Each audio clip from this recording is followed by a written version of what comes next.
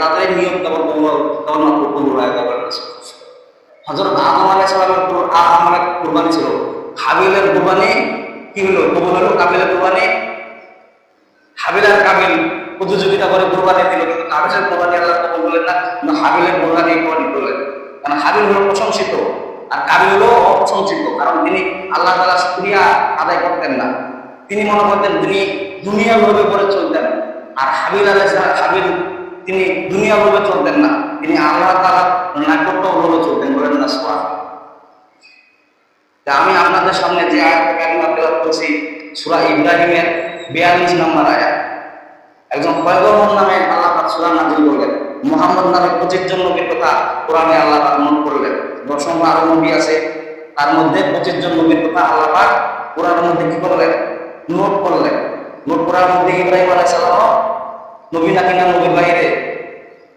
হ্যাঁ, সাধারণ মানুষের নাম কোরআনের মধ্যে নোট করা আছে। তারা দার্শনিক ছিলেন, তাদের কথাবার্তা আল্লাহ এমন পছন্দ করেছেন যার কারণে ওদের কথা আল্লাহ কোরআনে নোট করেছেন। সেগুলোর নাম কি বলেন দেখি? সেই পয়গম্বরের নাম কি? পয়গম্বর না, ওর নাম কোরআনে নোট আছে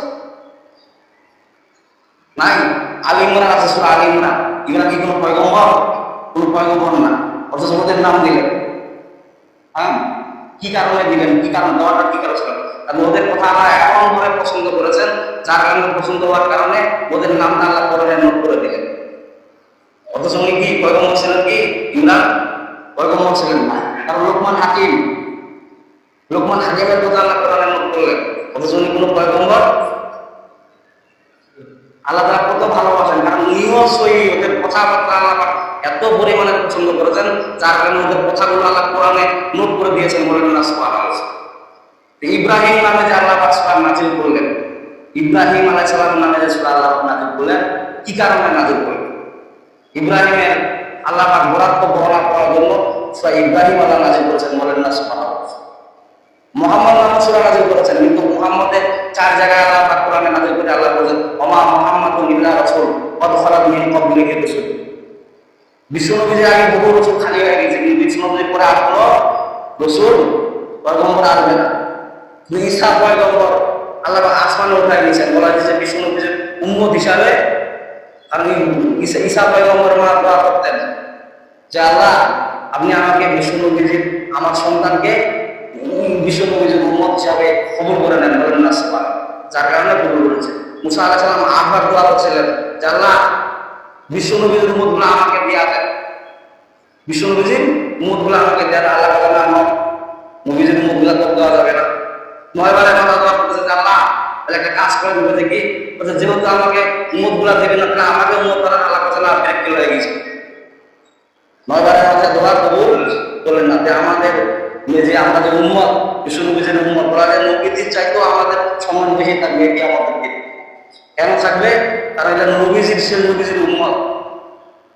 কোরআনে এমন এমন ব্যাখ্যা আল্লাহ বিশ্লেষণ লিখছেন যে কিছু কিছু সাহাবী নবীজির কাতারে দেওয়া হবে। বলেন না সুবহানাল্লাহ। অথচ পয়গম্বর না, নবী না।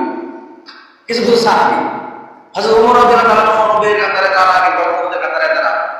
ও যেটা কি নবীজি ছিলেন না, কথা না, এটা নবী ছিলেন না, এটা সাহাবী, সাধারণ সাহাবী ছিলেন, নবীজির সাহাবী। ওদের নবীজির কাতারে দাঁড়াইছে, কারণ এর সম্বন্ধে আল্লাহ কোরআনে আয়াত নাযিল করেছিলেন। এজন্য ওমরকে আল্লাহ পয়গম্বরদের কাতারে দাঁড়াবেন। বলেন না সুবহানাল্লাহ। আর নবীজি, বিশ্বনবীজি বলেছেন যে আমার উম্মত জান্নাতে না ঢোকা পর্যন্ত কোনো পয়গম্বরও জান্নাতে ঢুকবে না। কত কত পাওয়ারফুল আমরা উম্মত। সেই পাওয়ারফুল উম্মত হওয়া সত্ত্বেও আমরা কি করি? আমরা নিজেকে নিজের দামি মনে করি না, আমরা অদামি মনে করি। আমরা মনে করি সাধারণ আমরা মানুষ। সাধারণ মানুষ ঠিক আছে, কিন্তু আল্লাহর কাছে আমরা অনেক নৈকট্য লাভ করব। বলেন না সুবহানাল্লাহ। আল্লাহুম্মা সাল্লি সালাতান কামিলান ওয়া সাল্লি সালামান আলা মুহাম্মদ।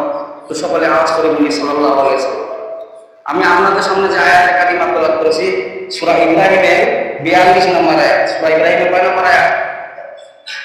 42 নম্বর আয়াত। আজকে জুমার আলোচ্য বিষয় হলো জালিমদেরকে আল্লাহ ছাড়বেন না। একজন মুফাসসির উপমাদের গায়ে বলতেছেন উনি যে একটা গ্লাসের মধ্যে কি রাখা হয় বলেন দেখি? পানি রাখা হয়। সেই গ্লাসের মধ্যে পানি না রাখা যদি তরকারি রাখেন, তাহলে গ্লাসটা কি করা হলো? মুফাসসির ব্যাখ্যা লিখছে যেটা জুলুম করা হলো। সাধারণ উপমা দিচ্ছেন উনি। তাহলে জুলুমটা কি জিনিস? জুলুমটা কিন্তু মারাত্মক জিনিস। জুলুমটা এমন একটা জিনিস, আল্লাহ পাক বলেন যে আমার হাত দিয়ে আর কোনো নাশকতি করা, এটাও আমার প্রতি একটা জুলুম করা। কিয়ামতের দিন কোনো জুলুমকে আল্লাহ পাক ছাড় দিবেন না। দুনিয়ার মধ্যেও আল্লাহ পাক বলেছেন যে আমি দুনিয়ার মধ্যে কোনো জালিমকে ছাড় দিব না। যত সময় আমি যারা জুলুম করে তাদের উপর আমি যত সময় আমি বিচার ফয়সালা করে দিয়া তাদেরকে আমি শাস্তি দিব, বলেন না নাউযুবিল্লাহ। জুলুম একটা কেমন জিনিস, জুলুম একটা মারাত্মক ভয়ানক জিনিস। আপনি যদি কারো প্রতি জুলুম করেন, যতক্ষণ পর্যন্ত